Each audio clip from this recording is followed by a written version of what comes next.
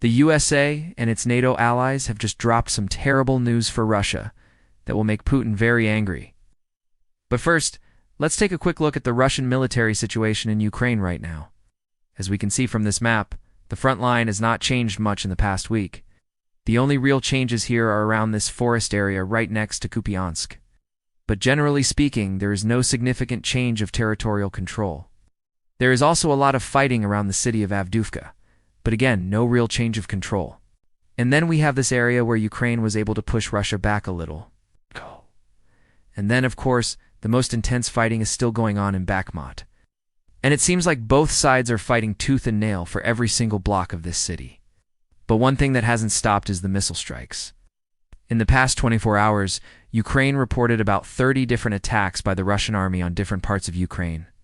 And especially these areas in the south and east of Ukraine are under constant attack from the Russians. But even though the missiles keep falling on Ukraine, Ukraine keeps striking back. In the past 24 hours, Ukraine destroyed 2 Russian aircraft, 3 helicopters, 10 tanks, 18 artillery systems, 1 air defense system, 1 radar system, and 17 other vehicles. So as you can see, the Ukrainian army is not only defending itself against the Russian missiles, but they are also keeping up a pretty intense attack against the Russians. And one of the latest attacks happened yesterday when the Ukrainian army struck an oil refinery in Russia. And according to the governor of the Kursk Oblast, the reason why this happened was because of the Ukrainian kamikaze drones. So basically, Ukraine used these small drones to drop munitions onto this oil refinery. And so far, we don't know how big the damage is, or if this oil refinery is completely destroyed. But either way, it is quite embarrassing for the Russian army that they cannot protect their own oil refineries.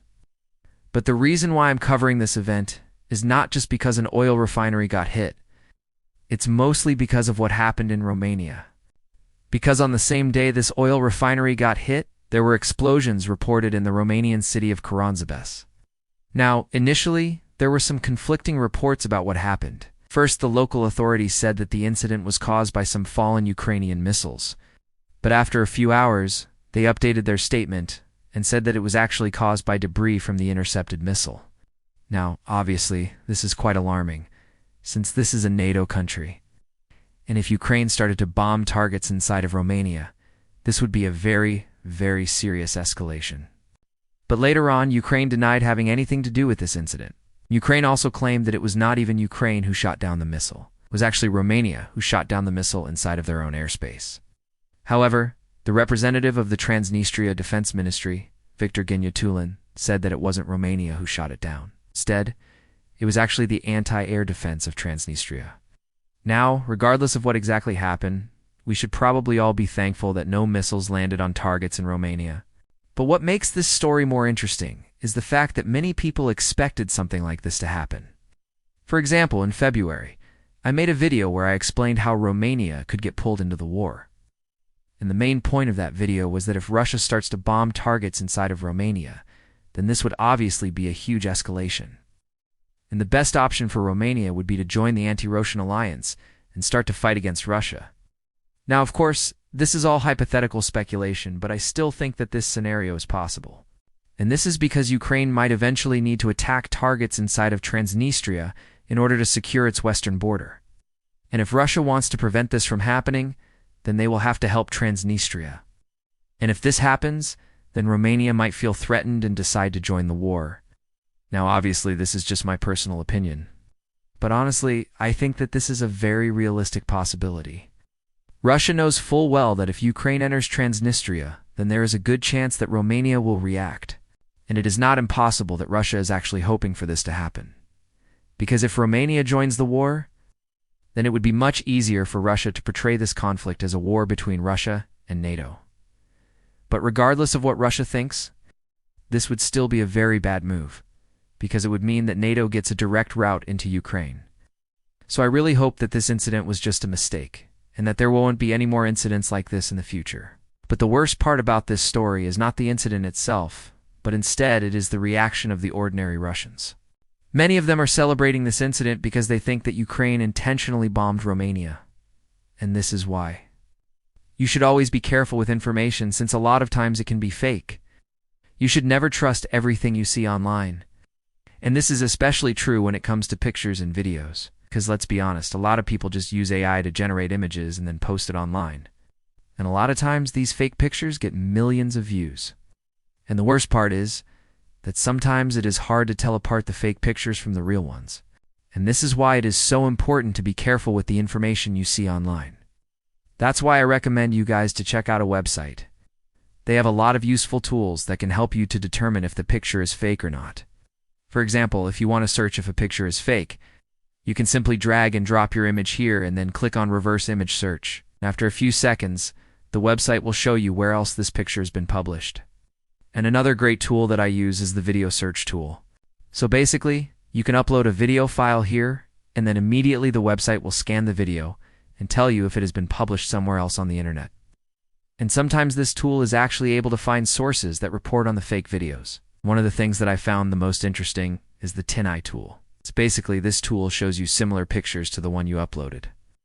And sometimes it is actually pretty obvious that the picture is fake.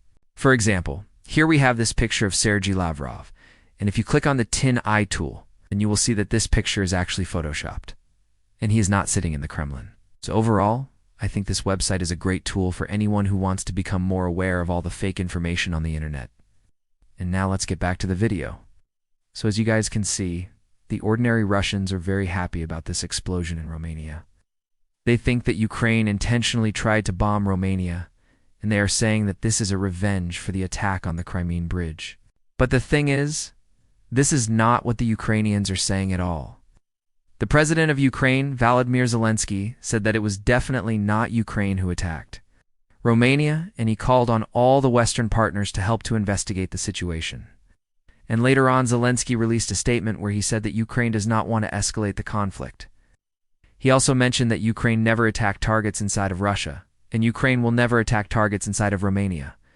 So basically, Zelensky is trying to say that Ukraine did not attack Romania intentionally, and he hopes that the international community will believe him. But this is not the only good news that Ukraine received.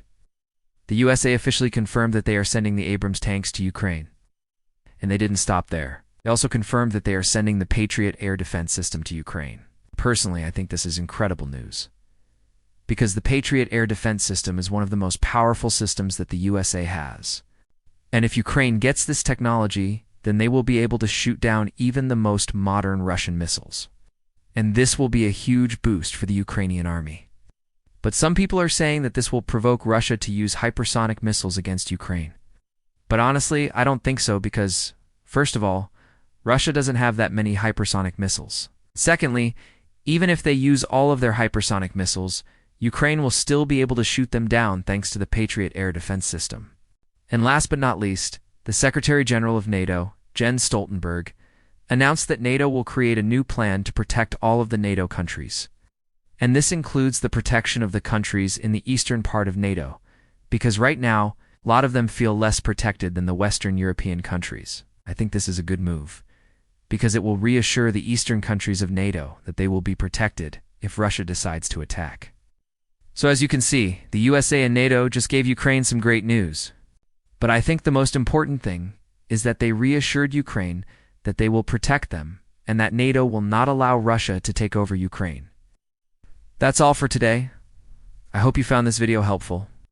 And if you want to support my work, please consider becoming a member. Thanks for watching, and I'll see you in the next video.